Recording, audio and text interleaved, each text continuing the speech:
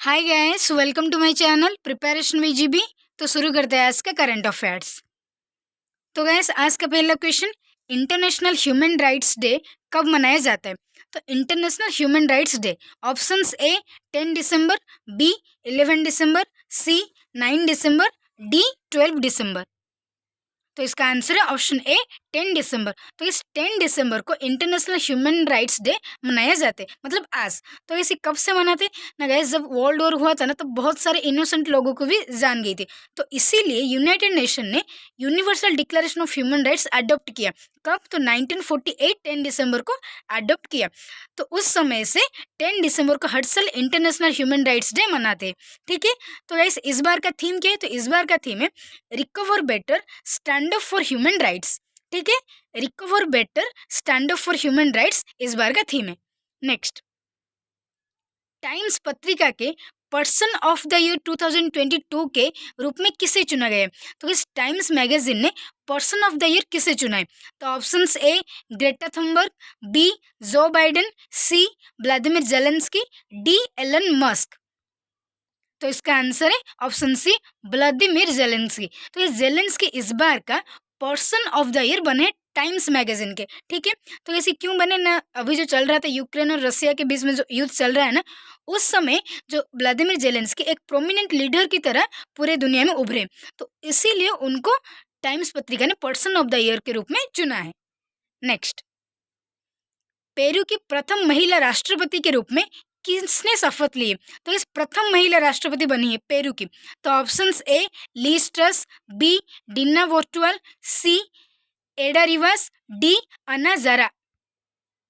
तो इसका answer option B Dina Boluarte. तो इस इन्होंने जो पेरू के जो पहले जो राष्ट्रपति थे ना, उनको अपनी जगह से हटाकर ये बनी, क्योंकि जो पेरू के जो पहले थे राष्ट्रपति, उनका नाम है पेड्रो कैस्टिलो। उनको इम्पीचमेंट प्रोसेस के जरिए उनको निकाला गया है। मतलब गाइस, जो भी जो प्रेसिडेंट या फिर प्रधानमंत्री अगर देश की जो सवर्निटी और इंटीग्रिटी के अगेंस्ट कुछ काम करते हैं ना, उनको इम्पीचमेंट प्रोसेस या फिर महाभियोग प्रस्ताव से उनको अपने पद से निकालते। तो वो उनको अभी इम्पीचमेंट प्रोसेस से निकाल दिया गया पेड्रो कैस्टिलो को। और अभी जो वहाँ की पहली महिला राष्ट्रपति कौन बनी है? तो डिना बोलुआट बनी है। ठीक है।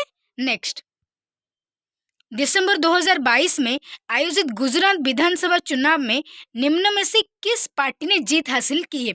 तो गाइस, गुजरात विधानसभा में options A Bharatiya Janata party, B Congress, सी आम आदमी पार्टी, डी अन्य। तो इसका आंसर ऑप्शन ए भारतीय जनता पार्टी। तो इस भारतीय जनता पार्टी अभी गुजरात विधानसभा जीत लिए। मतलब बस वहाँ में बीजेपी 7 टाइम्स, अभी उन्होंने वहाँ पर 7 टाइम्स जीत हासिल की है। ठीक है। तो इस मतलब वहाँ की अभी जो चीफ मिनिस्टर कौन है? तो भूपेंद्र भाई पटेल। नेक्स्ट, आर्टन कैपिटल द्वारा प्रकाशित 2022 में वर्ल्ड्स स्ट्रॉन्गेस्ट पासपोर्ट सूची में भारत की रैंक क्या है? मतलब गाइस, वर्ल्ड्स स्ट्रॉन्गेस्ट पासपोर्ट में भारत कौन सी रैंक है? तो options A 83, B 87, C 89, D 77। तो इसका आंसर है ऑप्शन बी 87। मतलब गाइस, जो स्ट्रॉन्गेस्ट पासपोर्ट है ना, उसमें भारत का रैंक 87 है। तो सबसे टॉप मतलब किसका पासपोर्ट सबसे ज़्यादा स्ट्रॉन्ग है? तो वो है टॉप में जापान, सेकंड में है सिंगापुर और थर्ड में है साउथ कोरिया। ठीक है। भारत इसमें 87 रैंक पे है। नेक्स्ट, वर्ल्ड बैंक पर्यावरण प्रबंधन के लिए किस देश को 250 मिलियन अमेरिकी डॉलर की वित्तीय मदद देगा? तो इस वर्ल्ड बैंक ने पर्यावरण प्रबंधन मतलब जो एनवायरमेंट मैनेजमेंट के लिए किस देश को ये जो 250 मिलियन अमेरिकी डॉलर दे रहा है? तो options A Japan, B Bangladesh, C Bharat, D Pakistan. तो इसका आंसर है ऑप्शन बी बांग्लादेश। तो इस बांग्लादेश को वर्ल्ड बैंक अभी 250 मिलियन अमेरिकी डॉलर वित्तीय सहायता प्रदान कर रही है। क्यों ना? इकोनॉमिक मैनेजमेंट के लिए ये, मतलब जो एनवायरमेंट मैनेजमेंट है ना, एनवायरमेंट की तरफ एक जागरूकता बढ़ाने के लिए ये मदद उसको कर रहा है वर्ल्ड बैंक। ठीक है। तो इस वर्ल्ड बैंक में कितने मेंबर है ना? वर्ल्ड बैंक में 189 मेंबर कंट्रीज है। और वहाँ के प्रेसिडेंट कौन है? तो डेविड माल्पास वर्ल्ड बैंक के प्रेसिडेंट है। और उसकी हेडक्वार्टर कहाँ पर है? तो वाशिंगटन डीसी यूनाइटेड स्टेट में उसकी हेडक्वार्टर है। नेक्स्ट, राज्यसभा के नए सभापति के रूप में किससे नियुक्त किया गया है? तो इस राज्यसभा के नए सभापति कौन है? Options A Jagdeep Dhankhar, B Piyush Goyal, C Virendra Kumar, D Giriraj Singh. तो इसका answer option A Jagdeep Dhankhar.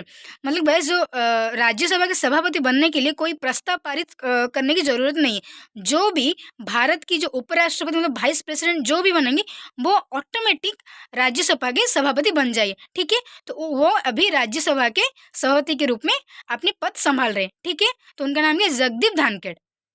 Next, हाल ही में कोलंबिया में आयोजित विश्व भारोत्तोलन चैंपियनशिप 2022 में किसने रजत पदक जीता? तो इसे कहाँ पर हो रहे हैं? तो कोलंबिया में जो भारोत्तोलन चैंपियनशिप 2020 चल रहा है उसमें रजत पदक किसने जीता? तो options A T Madhavan, B Harshada Garud, C Mirabai Chanu, D Dnyaneshwari Yadav. तो इसका आंसर है ऑप्शन सी मीराबाई चानू। तो मीराबाई चानू जो चल रहा था कोलंबिया में जो भारोत्तोलन चैंपियनशिप, उन्होंने यहाँ पर 200 किलोग्राम वजन उठाकर ये रजत पदक जीता है। ठीक है, और गैस इस समय पता चल रहा था उनकी जो कलाई में भी चोट लगी थी, तो उसके बावजूद भी उन्होंने वहाँ पर रजत पदक जीता भारत के लिए। ठीक है, नेक्स्ट, हाल ही में आयोजित हुए हिमाचल विधानसभा चुनाव में निम्न में से किस पार्टी ने जीत हासिल की है? तो किस हिमाचल विधानसभा में किसने जीती है? तो ऑप्शंस ए आम आदमी पार्टी, बी कांग्रेस, सी Bharatiya Janata party, D Samajwadi party.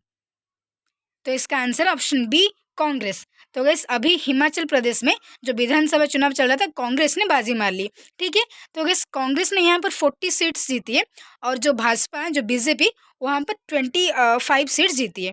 ठीक है, नेक्स्ट, छठवीं वंदे भारत ट्रेन का उद्घाटन पीएम नरेंद्र मोदी 11 दिसंबर 2022 को किस शहर में करेंगे? तो गैस जो छठवीं जो वंदे भारत ट्रेन का उद्घाटन वो कहाँ से करेंगे? Options A Jaipur, B Nagpur, C Bilaspur, D Jaisalmer. तो इसका आंसर ऑप्शन बी नागपुर। तो कैसे वो नागपुर से ये जो वंदे भारत ट्रेन का उद्घाटन करेंगे। जो चलेगी जो ट्रेन जो वंदे भारत ट्रेन ये कहाँ से कहाँ तक? ये ना तो महाराष्ट्र की जो नागपुर से ये छत्तीसगढ़ के बिलासपुर तक ये जो ट्रेन चलेगी। ठीक है, तो इस जो वंदे भारत ट्रेन ये एक सेमी हाई स्पीड ट्रेन है। ठीक है, कि ये कौन करेंगे इसका उद्घाटन? तो हमारे प्रधानमंत्री जी करेंगे। कब? तो कल मतलब 11 दिसंबर को इसके नागपुर से उसका उद्घाटन करेंगे। ठीक है, thank you guys for watching this video.